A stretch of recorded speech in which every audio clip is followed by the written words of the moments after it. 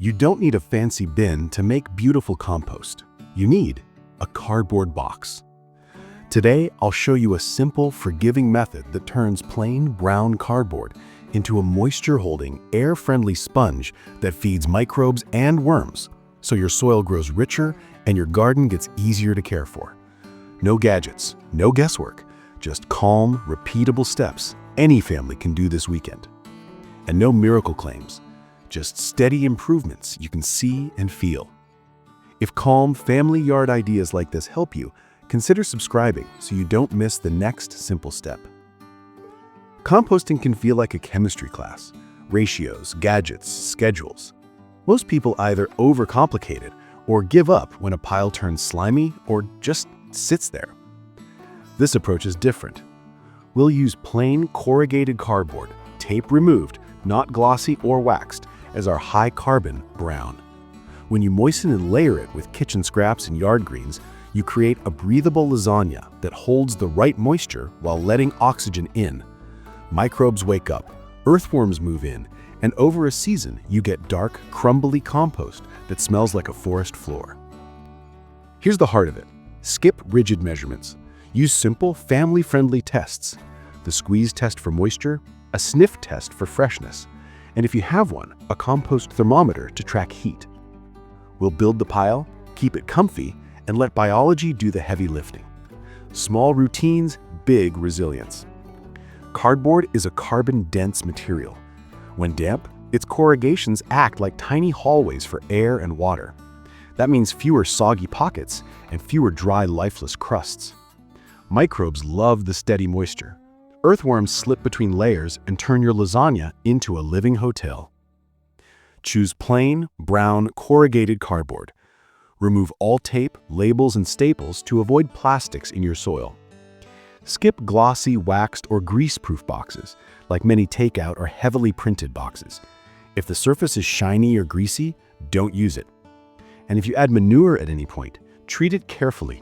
Either compost it hot to a finished state, or honor the garden rule of 90 days before harvest for crops that don't touch soil, and 120 days for those that do. That keeps fresh food safe for kids and neighbors. Picture this. You flatten delivery boxes from the week, snip them into strips, and crumple a few for texture. The stack isn't trash anymore. It's the backbone of a steady, sweet-smelling compost routine. Pick a spot with good drainage and some airflow. Directly on soil is best. Soil biology helps the pile get established.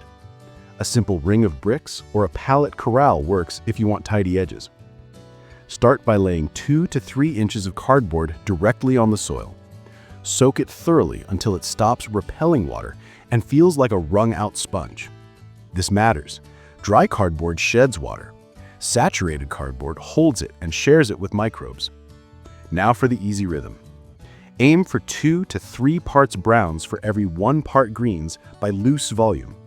No need to measure perfectly, just lean brown. Cardboard is very carbon-rich, so the extra greens keep things lively. On your soaked base, add a loose, fluffy layer of greens about 3 to 4 inches thick. Spread them evenly. Then add a thin layer of damp cardboard. Use shredded or crumpled strips or score and perforate larger pieces with a few slits so air and water can pass through.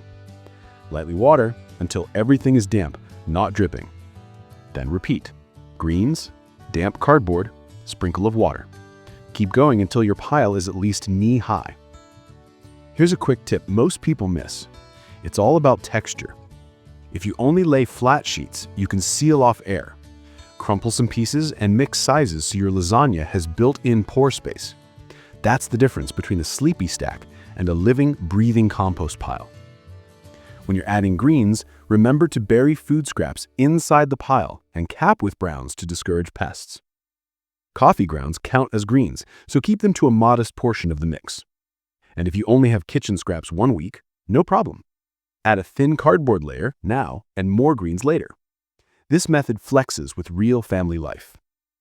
Quick pause. If you're finding this useful, tap subscribe and we'll keep bringing you small, repeatable routines for a healthier garden. Composting thrives around wrung sponge moisture, damp to the touch. Use the squeeze test. Grab a handful, squeeze hard. A drop or two is perfect. If it streams, add dry browns. If it's dusty, add water. For airflow, every week or two, just fluff the top foot with a fork. You don't have to turn the whole pile unless you enjoy the workout. If you do turn it, fold the edges into the center and break up any dense mats. If you're watching temperature, look for 130 to 150 degrees Fahrenheit in the first few weeks after a good build. If it stays cold, that's okay. Cold compost still works, it just takes longer. Usually the fix is one of three things. It's too dry, too few greens, or too small. Add a watering pass, toss in a bucket of greens, or expand the pile by another layer. About the smell. A fresh, earthy scent means a happy pile. If you get an ammonia whiff, there are too many greens. Add some cardboard or dry leaves and fluff it up. If it smells sour or swampy, that means low oxygen. Break up clumps, add browns, and let it breathe. In heavy rain, throw on a breathable cover, like an old tarp propped so air can pass, or a loose layer of straw to prevent waterlogging. In dry spells, a weekly soak keeps biology steady. Think consistency, not perfection. Depending on the season, the size of your pile, and how often you fluff, composting can take a few weeks to a few months to finish. Don't watch the calendar, watch the signals. When the texture turns crumbly, the smell becomes clean and woodsy, and you can't recognize last month's ingredients, that's when it's ready. When it's done, you can use it in a bunch of ways.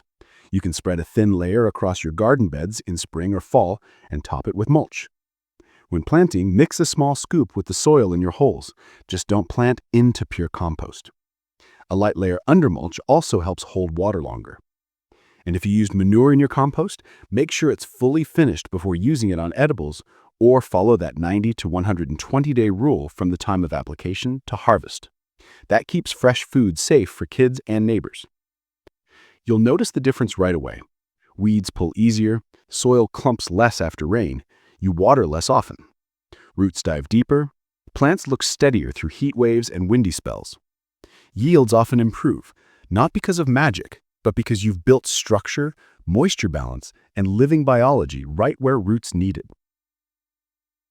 Cardboard also shines when used as a weed-suppressing mulch, as long as you do it thin and breathable. Lay down one overlapping layer of perforated cardboard on bare soil, soak it, and then add 2 to 3 inches of coarse organic mulch on top. Wood chips, straw, or chopped leaves all work. Keep mulch shaped like a donut, not a volcano, around trees and stems. Leave a gap so the bark stays dry.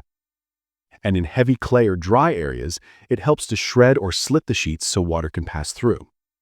The goal is to smother weeds without smothering the soil.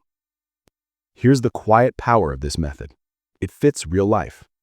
You can start today with a couple of boxes and a bowl of kitchen scraps.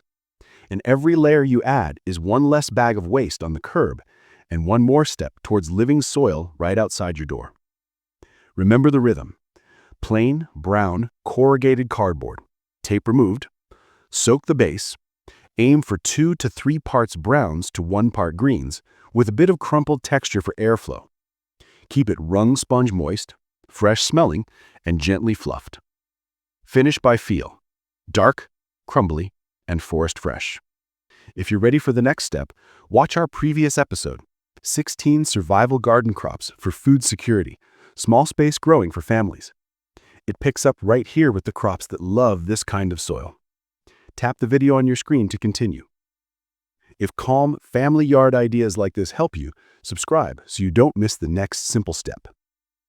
And if you want to fold chickens into this backyard loop, check our book, Backyard Chicken Basics, a warm, practical start for tiny, tidy flocks, available on Amazon. First link in the description.